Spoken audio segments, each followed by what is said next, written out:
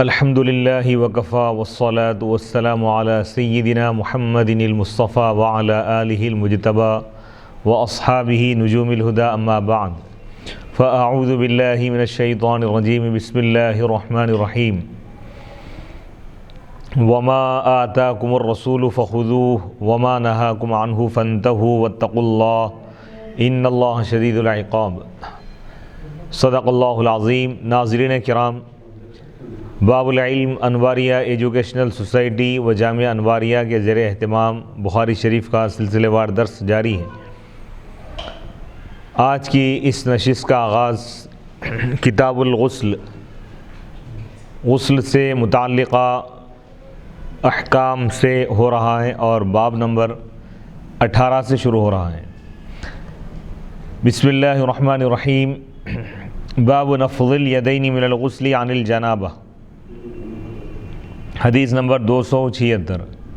حدثنا عبدان قال اخبرنا ابو حمزة قال سمعت الاعمش عن سالم عن قریب عن ابن عباس قال قالت میمونة وضعت للنبي صلى الله عليه وسلم غسلا فزدرته بثوب وصب على يديه فغسلهما ثم صب بيمينه على شماله فغسل فرجه فضرب بيده الأرض فمسحها ثم غسلها فمضمض واستنشق وغسل وجهه وذراعيه ثم صب على رأسه وأفاض على جسده ثم تنحى فغسل قدميه فناولته ثوبا فلم يأخذه فانطلق وهو ينفض يديه۔ باب نمبر 18۔ باب نفض الیدین من الغسل عن الجنابہ، غسل جنابت کے بعد ہاتھوں کو جھٹکنے کا بیان، یعنی کوئی شخص غسل کرنے کے بعد اگر اپنے جسم کو کپڑے سے اگر نہ پوچھنے کے بجائے اگر پانی زمین پر جھٹک رہا ہے تو یہ جائز ہے۔ اس باب میں غسل جنابت کے بعد ہاتھوں کو جھاڑنے کا حکم بیان کیا گیا ہے، یعنی جھٹکنے کا حکم بیان کیا گیا ہے۔ باب سابق گزرے ہوئے باب کے ساتھ اس کی مناسبت یہ ہے کہ یہ دونوں ابواب احکام غسل کے احکام سے متعلق ہیں۔ حدیث نمبر 276۔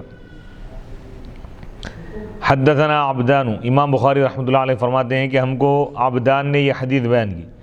قال، انہوں نے کہا ہم کو ابو حمزہ نے یہ خبر دی۔ قال، انہوں نے کہا ابو حمزہ نے کہا میں نے اعمش کو سالم سے روایت کرتے ہوئے سنا۔ سالم قریب سے روایت کرتے ہیں، قریب عبداللہ بن عباس رضی اللہ تعالیٰ عنہ سے روایت کرتے ہیں۔ حضرت عبداللہ بن عباس رضی اللہ تعالیٰ عنہما نے فرمایا قالت میمونہ، حضرت میمونہ رضی اللہ تعالیٰ عنہ نے کہا وضعت للنبی، میں نبی اکرم صلی اللہ علیہ وسلم کے لیے غسل کے لیے پانی رکھی۔ فسترتہ بثوب، پھر میں نے آپ پر ایک کپڑے سے ستر کیا، یعنی حضور علیہ الصلوۃ غسل فرما رہے تھے تو حضرت میمونہ رضی اللہ تعالیٰ عنہ ایک چادر لے کے ٹھہر گئے۔ تو یہ حدیث میں اس کی تفصیل بیان کی گئی۔ وصب علی یدیہ، اور حضور علیہ الصلوۃ اپنے دونوں ہاتھوں پر پانی ڈالے۔ فغسلہما، دونوں ہاتھوں کو دھوئے۔ ثم صب، فغسلہما، دونوں ہاتھوں کو آپ دھوئے سب سے پہلے۔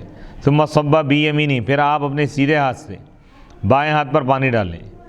فغسل فرجہ، پھر آپ اپنے اعضاء کو دھوئیں۔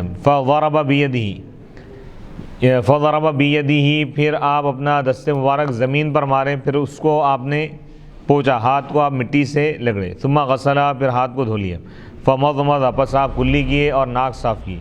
وغسل وجہہ، اور آپ اپنا چہرہ انور اور اپنے دونوں ہاتھوں کو دھوئے۔ ثم صب علی رأسہ، یعنی وضو فرما لیا، پھر اس کے بعد اپنے سر پر آپ پانی ڈالیں پانی۔ وافاض علی جسدہ، پھر آپ اپنے پورے جسم پر، جسم انور پر آپ پانی بہائیں۔ ثم تنحى، پھر آپ ایک طرف ہٹ گئے غسل مکمل ہونے کے بعد، پھر آپ اپنے دونوں پیروں کو دھوئیں۔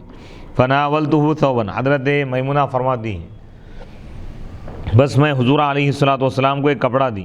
فلم یأخذه، لیکن اب وہ کپڑا نہیں لیے، استعمال نہیں فرمائے۔ فانطلق، پس آپ چلے گئے اور آپ نے وهو ينفض يديه، جبکہ آپ اپنے دونوں ہاتھوں کو جھٹک رہے تھے، پانی جھٹک رہے تھے، پہنچے نہیں آپ۔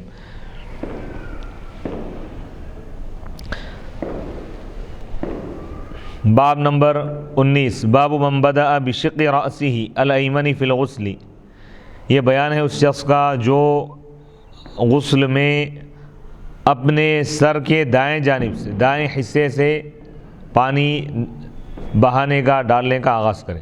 یعنی اگر سر دھو رہے ہیں تو پہلے سر کا دایاں حصہ یعنی رائٹ سائڈ جو حصہ ہے اس کو دھوئے، اس کے بعد لیفٹ سائڈ، پھر درمیانے سر پر پانی ڈالیں، پھر پورے جسم پر پانی بہائیں. حدیث نمبر 277. حدثنا خلاد بن يحيى قال حدثنا ابراهيم بن نافع عن الحسن بن مسلم عن صفية بنت شيبة عن عائشة قالت كنا إذا أصاب إحدانا جنابة أخذت بيديها ثلاثا فوق رأسها ثم تأخذ بيدها على شقها الأيمن وبيده الأخرى على شقها الأيسر.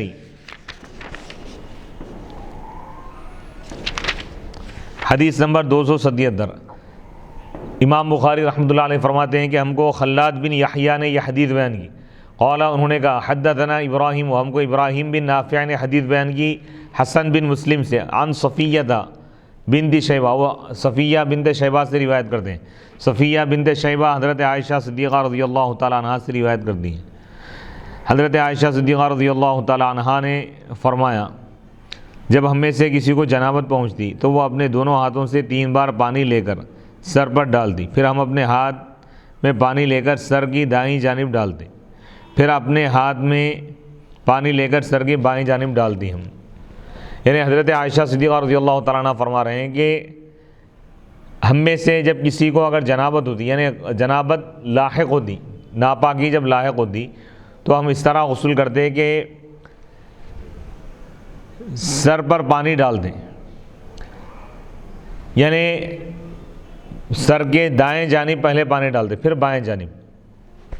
تو اس حدیث سے یہ بتانا مقصد ہے امام بخاری رحمۃ اللہ علیہ کا کہ غسل میں کلی کرنے کے بعد، ناک میں پانی چڑھانے کے بعد، ناک صاف کرنے کے بعد جب سر پر پانی ڈالنے کی جب بات آئے تو اس وقت پہلے سر کے دائیں جانب، دائیں حصے پر پانی ڈالے، اس کے بعد بائیں، رائٹ، اس کے بعد لیفٹ، پھر درمیانے سر پر پانی ڈالیں، پھر پورے جسم پر پانی ڈالیں.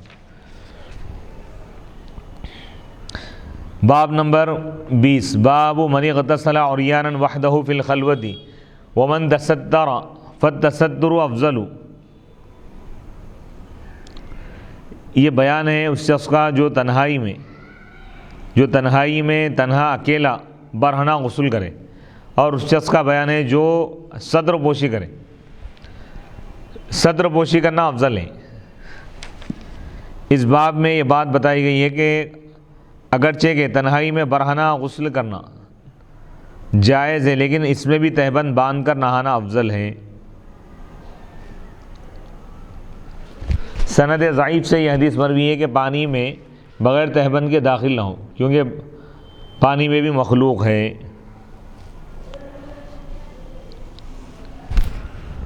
علامہ ابن بطال نے اپنی سند کے ساتھ بعض اہل شام سے روایت کی ہے کہ حضرت عبداللہ بن عباس رضی اللہ تعالیٰ عنہما سمندر یا دریا میں بغیر تہبند کے غسل نہیں کرتے تھے.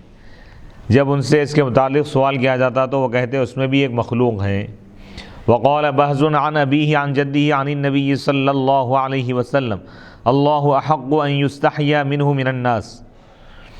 بہز نے اپنے والد سے، وہ اپنے دادا سے روایت کرتے ہیں، وہ نبی پاک علیہ الصلوۃ والسلام سے روایت کرتے ہیں. نبی پاک علیہ الصلوۃ والسلام نے فرمایا اللہ تعالیٰ لوگوں کے بنسبت اس بات کا زیادہ حقدار ہے کہ اس سے حیا کی جائے.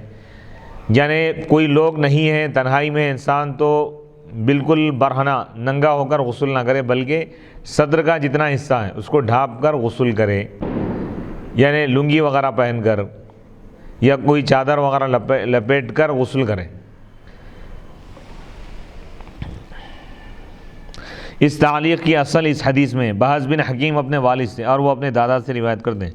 میں نے عرض کیا یا رسول اللہ ہم اپنی شرمگاہوں کو کس سے چھپائیں اور کس سے نہ چھپائیں؟ آپ نے فرمایا اپنی شرمگاہ کو ہر ایک سے چھپاؤ، ما سوا اپنی بیوی کے اور اپنی باندی کے. میں نے عرض کیا یعنی سوائے اپنی بیوی اور باندی کے ہر ایک سے تم اپنی شرمگاہوں کو چھپاؤ. میں نے عرض کیا جب لوگ ایک دوسرے کے ساتھ ہوں، آپ نے فرمایا اگر تم یہ کر سکتے ہو کہ تمہاری شرمگاہ کو کوئی نہ دیکھے تو اس کو کوئی نہ دیکھے۔ میں نے عرض کیا یا رسول اللہ جب ہم میں سے کوئی شخص اکیلا ہو، آپ نے فرمایا لوگوں کی بنسبت اللہ اس کا زیادہ حقدار ہے کہ اس سے حیا کی جائے، یعنی اللہ تو موجود ہے، کوئی دیکھے یا نہ دیکھے، حیا کا تقاضا یہ ہے کہ صدر کا جتنا حصہ ہے اتنا حصہ کسی کپڑے سے ڈھانک کر یا اتنے حصے میں کوئی کپڑا پہن کر یا کوئی چادر لپیٹ کر غسل کرنا چاہیے۔ یہ بات اس بات کی طرف اشارہ ہے۔ تنہائی میں اگرچہ کہ برہنہ غسل کر سکتا ہے آدمی، لیکن بہتر اور افضل یہ ہے کہ اس طرح نہ کرے۔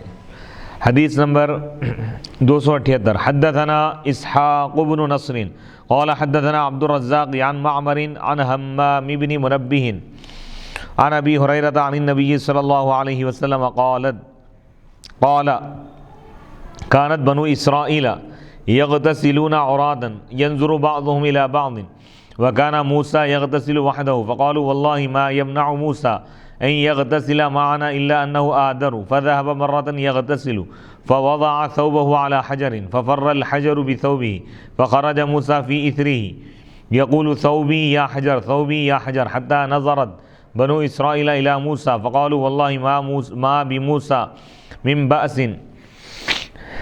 وأخذ ثوبه فطفق بالحجر ضربا فقال أبو هريرة والله إنه لندب بالحجر والله إنه لندب بالحجر 6 أو 7 ضربا بالحجر۔ امام بخاری رحمۃ اللہ علیہ فرماتے ہیں کہ ہم کو اسحاق بن نصر نے یہ حدیث بیان کی، قال انہوں نے کہا حدثنا عبد الرزاق، ہم کو عبد الرزاق نے یہ حدیث بیان کی معمر سے،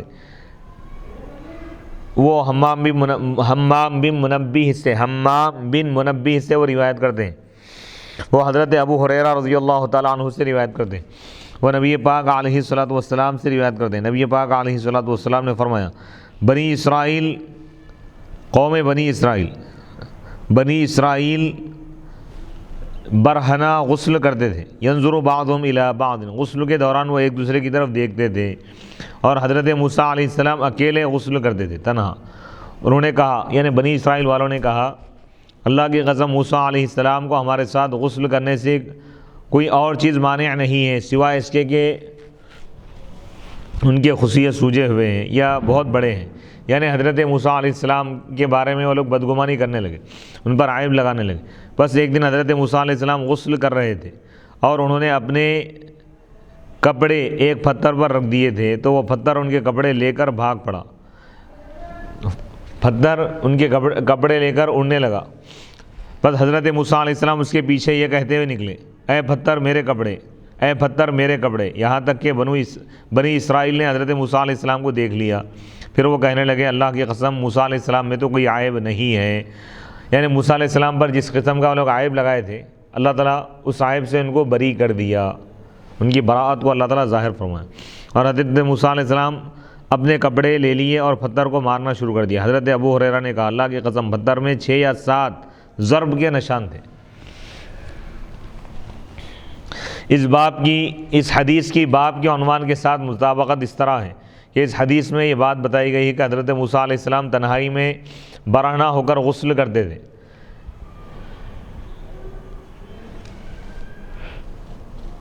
لیکن یہ ہم سے پہلے انبیاء کی شریعت ہے، اور اس میں اختلاف ہے کہ شریعت سابقہ کی اتباع ہم پر بھی لازم ہے یا نہیں۔ زیادہ معتبر بات یہ ہے کہ اگر شریعت سابقہ کا قصہ مذمت کے ساتھ بیان نہیں کیا گیا تو وہ ہم پر بھی لازم ہے۔ یعنی اس حدیث سے معلوم ہوا کہ اگر کوئی تنہائی میں برہنہ اگر غسل کرنا چاہے برہنہ ہو کر تو کر سکتا ہے، جائز ہے، لیکن اس بات کا خاص خیال رکھے کہ اس کا رخ، اس کا چہرہ یا اس کی پیٹھ قبلے کی طرف نہ ہو۔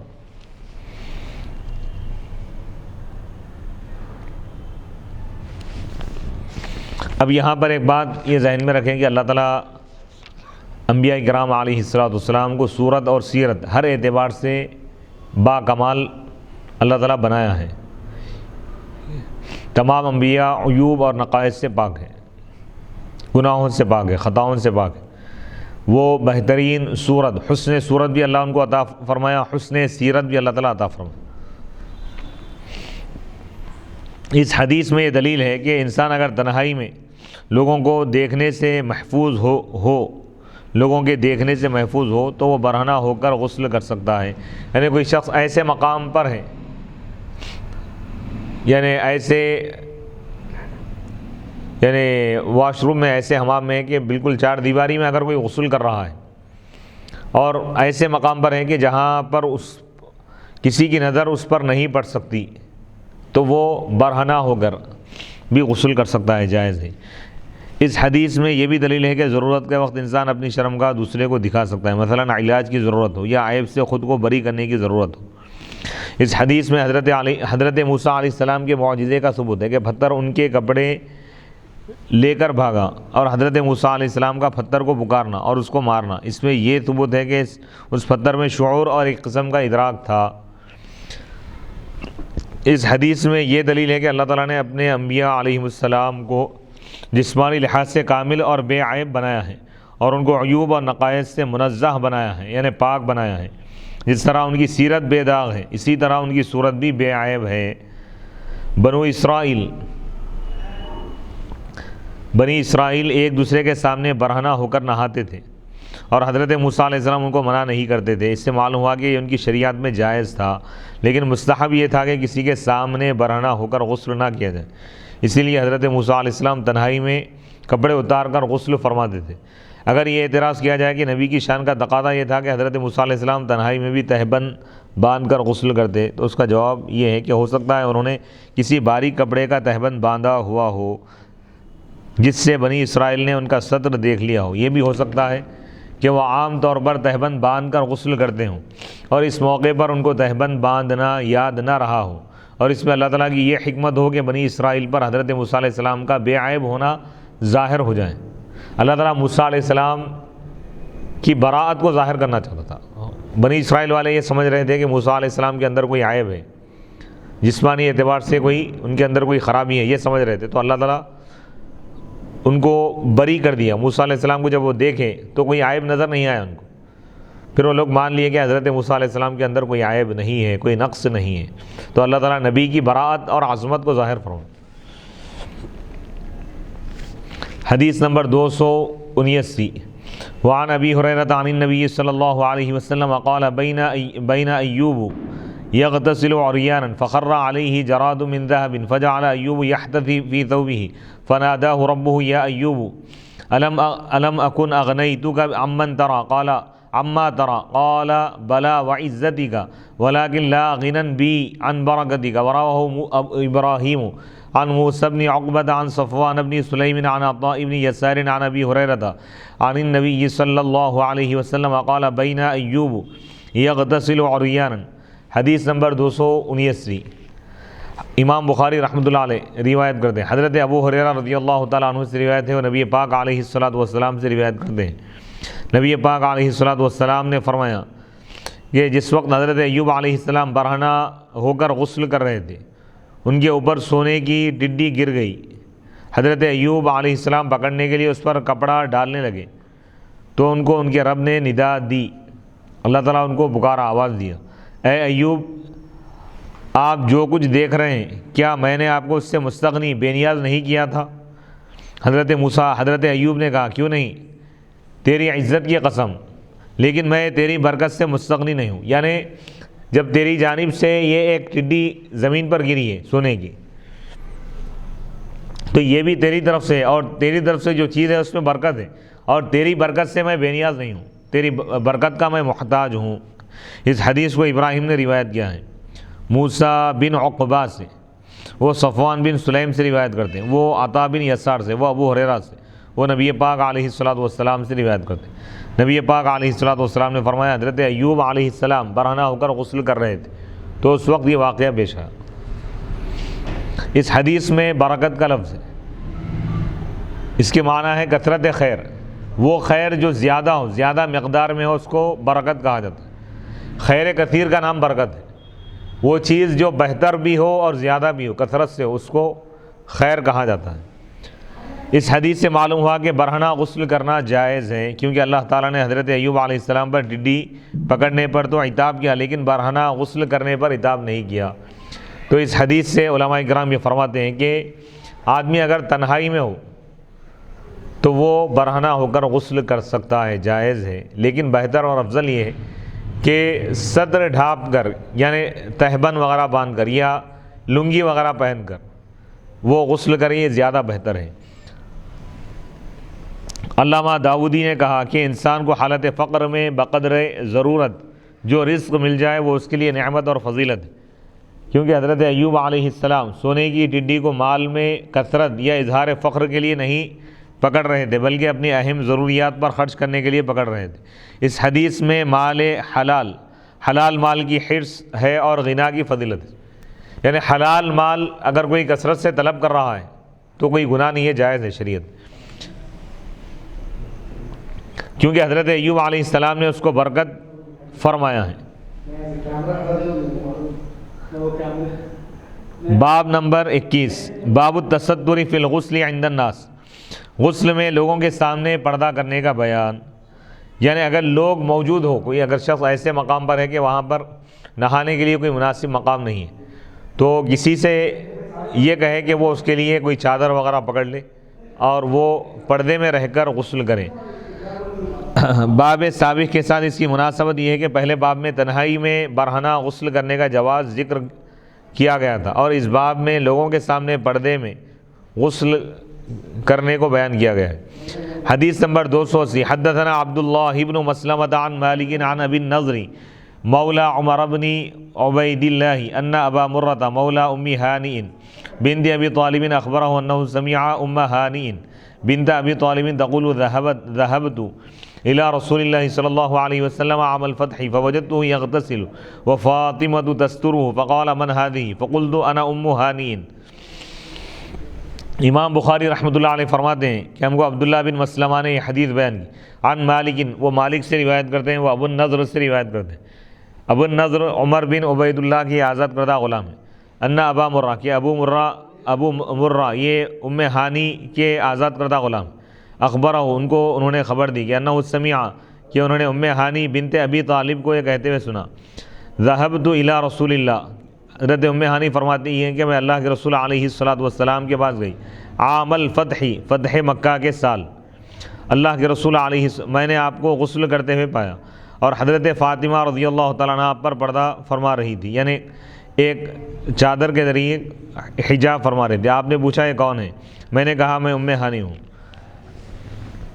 اس یعنی باب کے عنوان کے ساتھ مطابقت، مناسبت اس طرح ہے کہ آپ علیہ الصلوۃ والسلام غسل فرما رہے تھے اور حضرت فاطمہ رضی اللہ تعالیٰ عنہ آپ کے لیے ایک چادر کے ذریعے صدر فرما رہی تھی۔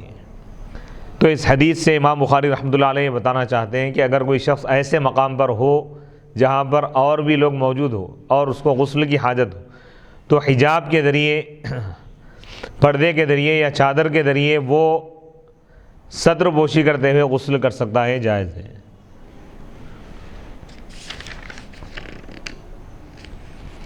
حدیث نمبر 281، حدثنا عبدان قال اخبرنا عبد الله قال اخبرنا سفيان عن قريب عن ابن عباس عن میمونة قالت سترت النبي صلى الله عليه وسلم وهو يغتسل من الجنابة فغسل يديه ثم صب بيمينه على شماله فغسل فرجه وما أصابه ثم مسح بيده على الحائط أو الأرض ثم توضأ وضوءه للصلاة غير رجليه ثم أفاض على جسده الماء ثم تنحى فغسل قدميه تابعه أبو عوانة وابن فضيل في الصدر۔ امام بخاری رحمۃ اللہ علیہ فرماتے ہیں کہ حدثنا عبدان نے یہ حدیث بیان کی، قال انہوں نے کہا اخبرنا عبداللہ نے ہم کو یہ خبر دی، قال اخبرنا سفیان، عبداللہ نے کہا کہ ہم کو سفیان نے اعمش سے خبر دی، وہ سالم بن ابی الجعد سے روایت کرتے ہیں، وہ قریب سے روایت کرتے ہیں، عن ابن عباس، قریب حضرت عبداللہ بن عباس رضی اللہ تعالیٰ عنہما سے روایت کرتے ہیں، عن میمونہ، وہ حضرت میمونہ رضی اللہ تعالیٰ عنہا سے روایت کرتے ہیں، حضرت میمونہ رضی اللہ تعالیٰ عنہ نے فرمایا صدرت النبی، میں نبی پاک علیہ الصلوۃ والسلام کے لیے صدر کی، وہوا یغتسل، جبکہ آپ غسل فرما رہے تھے، فغسل یدیہ، پس آپ اپنے دونوں ہاتھوں کو دھوئے، پھر اپنے سیدھے ہاتھ سے بائیں ہاتھ پر پانی ڈالیں اور اپنے اعضاء کو دھوئے، ثم مسح بیدہ علی الحائط، پھر اپنا ہاتھ دیوار یا زمین پر ماریں، پھر آپ نماز کے لیے وضو کی طرح آپ وضو فرمائیں، غیر رجلین، لیکن اپنے پیروں کو نہیں دھوئیں، ثم افاض علی جسدہ الماء، پھر آپ اپنے پورے جسم انور پر آپ پانی بہائیں، پھر غسل کے اختتام پر آپ اس مقام سے ہٹ گئے، فغسل یدیہ، پھر اپنے دونوں پیروں کو دھوئیں۔ جیسا کہ اس حدیث پاک کی اس سے پہلے بھی تشریح کی گئی کہ غسل سے پہلے وضو کرنا یہ سنت ہے، فرض یا واجب نہیں ہے۔ غسل میں 3 فرائض ہیں، کلی کرنا، ناک صاف کرنا، اور پورے جسم پر پانی اس طرح بہانا کہ بال برابر جگہ بھی سوکھی باقی نہ رہے، یہ فرائض میں سے۔ باقی کی چیزیں سنت ہیں، جیسے خلال وغیرہ کرنا، سر کے بالوں میں خلال کرنا، یہ سنت ہے۔ اور سنت یہ ہے کہ سر پر پانی ڈالتے وقت پہلے سر کے دائیں حصے پر پانی بہائیں، پھر بائیں حصے پر، پھر درمیانے سر میں پانی بہائیں، یہ سنتیں ہیں۔ اب پھر اس میں 2 مسائل بیان کیے گئے کہ غسل سے پہلے جو وضو کیا جاتا ہے اس میں آدمی کو اختیار ہے، چاہے پیر آخر میں دھوئے یا وضو کے ساتھ فوراً پیر دھو لے، اس کے بعد غسل شروع کرے۔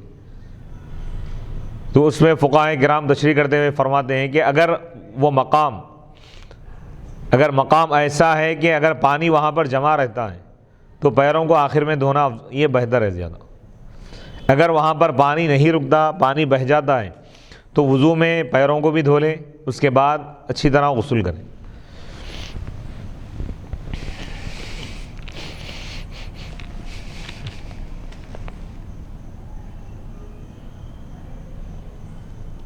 یہ حدیث پاک تقریباً 8 مرتبہ مکرر ہوئی ہے۔ یہ حدیث پاک 8 مرتبہ بخاری شریف میں مکرر لائی ہے، لیکن الگ الگ عنوانات اور الگ الگ مسائل بیان کرنے کے لیے امام بخاری رحمۃ اللہ علیہ ایک ہی حدیث کو مکرر لائے۔ امام بخاری رحمۃ اللہ علیہ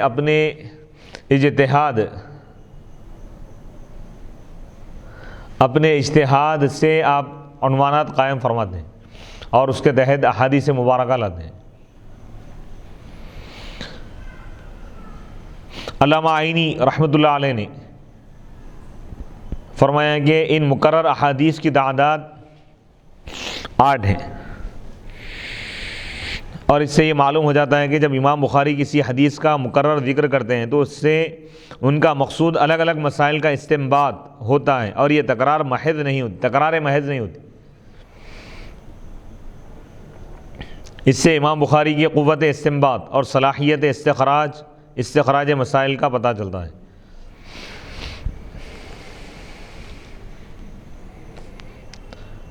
باب نمبر 22، باب اذا احتلمت المرأة،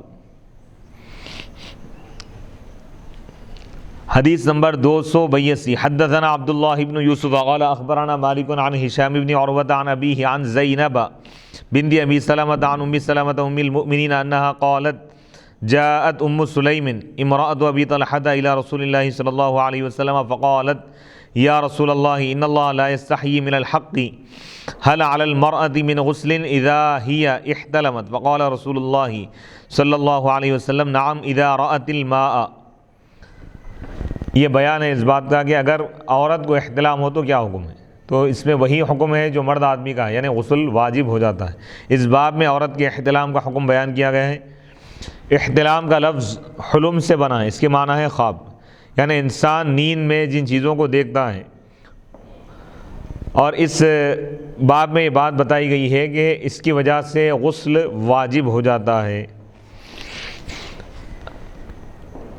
حدیث نمبر 282، امام بخاری رحمۃ اللہ علیہ فرماتے ہیں کہ ہم کو عبداللہ بن یوسف نے یہ حدیث بیان کی، انہوں نے کہا ہم کو مالک نے خبر دی ہشام بن عروہ سے، وہ اپنے والد سے روایت کرتے ہیں، وہ زینب بنت ابی سلمہ سے روایت کرتے ہیں، وہ ام سلمہ ام المؤمنین سے روایت کرتے ہیں، انہا قالت، کہ ام المؤمنین حضرت ام سلمہ رضی اللہ تعالیٰ عنہ نے فرمایا کہ حضرت ابو طلحہ کی بیوی ام سلیم حضور علیہ الصلوۃ والسلام کی خدمت میں حاضر ہوئی، انہوں نے عرض کیا کہ یا رسول اللہ، بے شک اللہ تعالیٰ حق بیان کرنے سے حیا نہیں فرماتا، کیا عورت پر غسل فرض ہے جب اس کو احتلام ہو جائے؟